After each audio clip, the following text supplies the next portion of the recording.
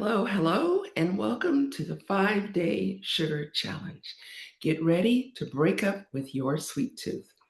Chances are you've known someone, maybe even dated someone. They were a smooth talker, they were attractive, they seemed to have it all together. They had a lot of charisma, and people were drawn to them. Well, that's like sugar. And this week, we're going to be looking behind the scenes. We're going to be talking and discovering, is sugar as sweet as we think it is, or is there another whole side to it? Well, first of all, I'm Coach Maggie. I'm a certified health and lifestyle coach teaching healthy living God's way. He wants us to live amazing lives, and actually, God's word has a lot to say about health. But this week, we're talking all things sugar. Now, most of us tend to think that, well, I don't have a sweet tooth because we're imagining the person that's stuffing their mouth with cookies and ice cream and brownies and all of that. But we'll find out that there is so much sugar in even surprising places. So this week, we're hitting on all of that.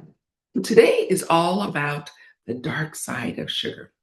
Day two, we're going to be looking at mistaken identity. There's a lot of things going on in your life. You've never made that connection with your desire, love for sugar. And then day three, what's sugar got to do with it? This is a little bit of a throwback on Tina Turner's song, What's Love Got to Do with It?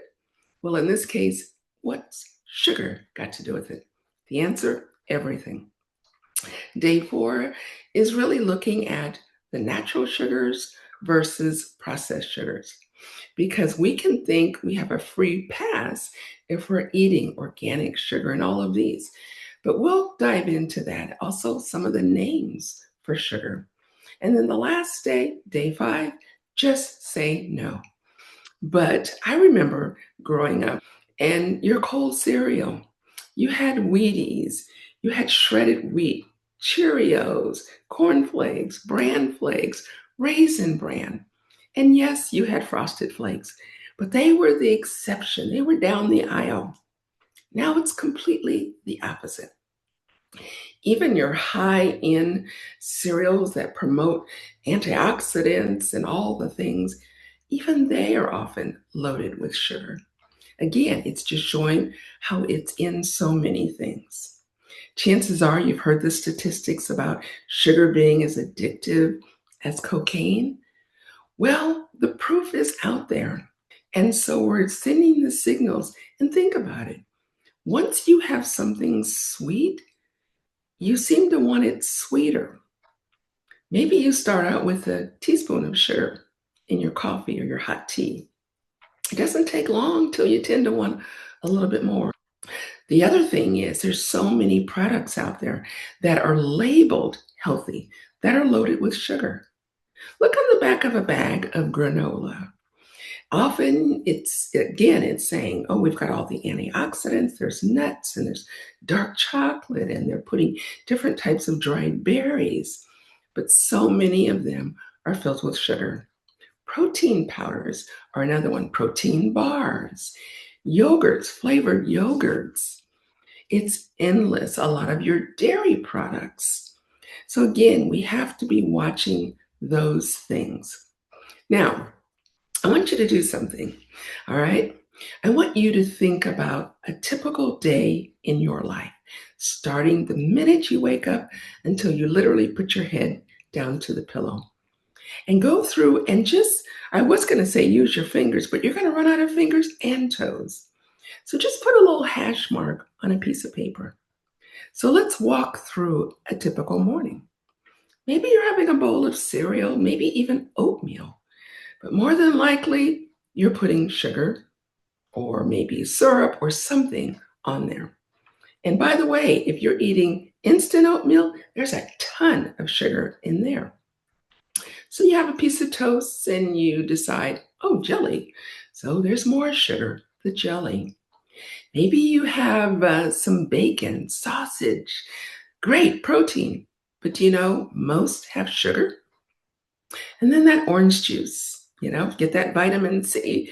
Orange juice is one of the worst. It's loaded with sugar unless it specifically says none. The apple juices have a lot of extra sugar. Cranberry, a lot because it's very tart.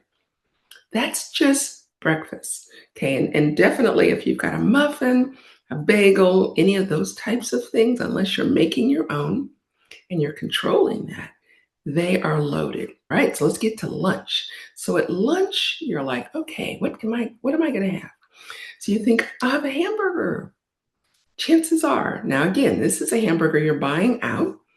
They put sugar in the meat.